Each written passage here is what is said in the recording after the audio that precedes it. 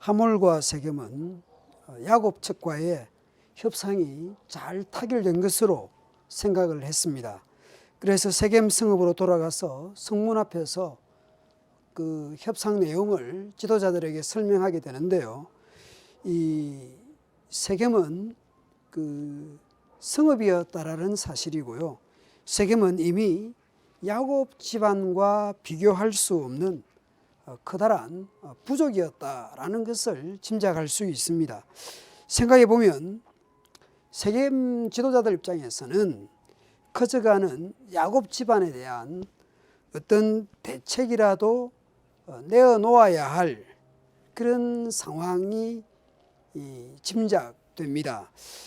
그런 차에 이번 기회가 너무나 좋은 기회였을 것입니다. 하몰은 그들의 주요 지도자들을 만나서 협상 내용을 전하는데요.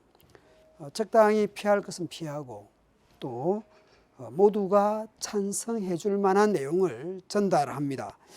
21절 이후에 그 내용들이 있는데요.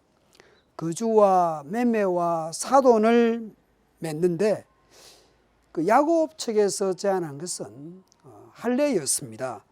그렇게 했을 때에 얻게 될 세겜 입장에서의 유익이 무언지 23절에서 말씀을 합니다. 그들의 가축, 야곱의 그 집안의 가축, 재산, 그들의 모든 짐승이 우리의 소유가 될 수 있다라고 하는 것입니다.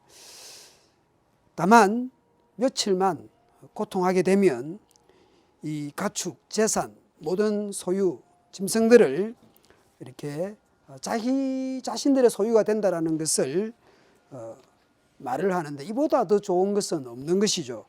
그래서 세겜 남자들은 모두 할례를 받게 됩니다.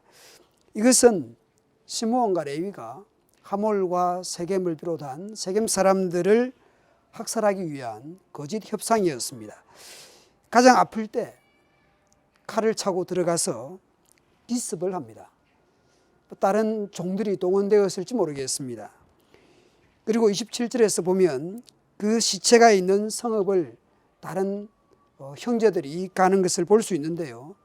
그 시체들, 그 사체들 위로 가서 이렇게 원문을 이렇게 보면 그 사체들 위로 가서, 그러니까 시므온과 레위가 칼을 차고 가서 세겜 사람들을, 세겜 남자들을 칼로 죽이고, 그리고 그 죽인 남자들 사체들 위로 다른 형제들이 가서 노략질을 했다라고 하는 겁니다. 마치 전쟁에서 승리하고 난 뒤에 전리품을 챙기듯이 그렇게 약탈과 노략을 했습니다. 시므온과 레위가 주동해서 학살을 하였다고 한다면 다른 형제들은 약탈을 한 것입니다. 어느 정치인이 그런 말을 했죠. 기회는 평등하고 과정은 공정하고 결과는 정의로울 것이다. 학살과 이 약탈은 동기도 과정도 결과도 잘못된 것이었습니다. 분노와 혈기와 폭력으로 점철된 사건이었습니다. 오늘 우리는 어떻습니까? 분노, 혈기, 폭력 조절 가능합니까? 조절 장애를 가지고 있지는 않습니까? 그러면 내 여동생이 이렇게 당했는데 가만히 있으라는 것인가? 사실 출애굽기 22장 16절과 17절에서 보면 참조할 만한 내용들이 있습니다. 만약에 디나 사건 같은 그런 문제가 생겼을 때에 어떻게 할 것인가? 만약에 아직 결혼하지 않은 그런 여성을 이렇게 건드리면 신부의 몸값을 지불하고 결혼을 하든지, 만약에 그 여성의 피해를 입은 여성의 친정 아버지가 결혼을 거절할 것 같으면 그래도 신부의 몸값을 이렇게 지불해야 한다라는 것입니다. 그런데 이 디나의 사건으로 인해서 학살과 약탈을 일삼은 것은 잘못한 것입니다. 이에는 이, 눈에는 눈이라는 것이 있습니다.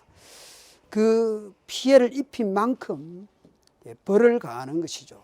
또 한 측면은 그 피해를 입힌 그 이상으로 벌에서는 안 된다. 이 벌에 제한을 두는 그런 법이기도 합니다. 훗날 49장 5절부터 7절에 이 야곱이 자기 아들들에 대해서 예언적 축복을 하는 내용에서 보면 이 시므온과 레위에 대해서 하는 예언은 저주에 가깝습니다. 시므온과 레위는 형제요, 그들의 칼은 폭력의 도구였다라는 것입니다. 그들은 분노대로 사람을 죽였다. 혈기대로 가축들의 힘줄을 끊었다라고 말을 합니다. 분노와 혈기로 사람과 짐승들을 해쳤다라는 것을 이야기합니다. 그래서 결국은 그들은 저주를 받게 될 것이다 라고 말씀을 합니다. 그동안 잠잠하던 야곱은 이 학살과 약탈 이후에 이렇게 말을 합니다. 야곱이 시므온과 레위에게 이르되 너희가 내게 화를 끼쳐 나로 하여금 이 땅에 가나안 원주민들에게 악취를 내게 하였다. 그래서 나는 수가 적은데 그들이 나를 치고 나를 죽이고 우리 집안이 멸망당할 것이다 라는 말을 합니다. 야곱은 이제 복수를 당할 것이라고 하는 그런 걱정을 합니다. 자신의 안위를 걱정하고 있습니다. 세겜에서 정주하고 안주하고 잘 살아갈 것 같았지만 뿌리채 흔들리는 이 언약의 가정에 하나님의 개입이 절실하다라는 겁니다. 내일 본문은 이 언약의 가정 야곱에게 하나님께서 찾아오시는 것을 확인할 수 있을 것입니다. 34장에 등장하는 대부분의 사람들이 피해자이면서 동시에 가해자입니다. 34장에 등장하는 언약의 가정이든 세겜 가문이든 가해자이면서 동시에 피해자입니다. 아무도 승리를 얻지 못합니다. 인간사, 욕심과 분노와 폭력이 난무하는 것이죠.